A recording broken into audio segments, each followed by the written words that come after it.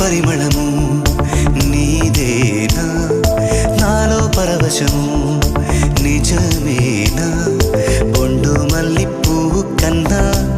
తేలికగు నీ సోకు రెండు కళ్ళు మూసుకున్నా లాగు మరి నీ వైపు సొగసును చూసి పాడగాయలా కనులకు మాట రాదుగా అలా వింతల్లోనూ కొత్త వింత నువ్వేనా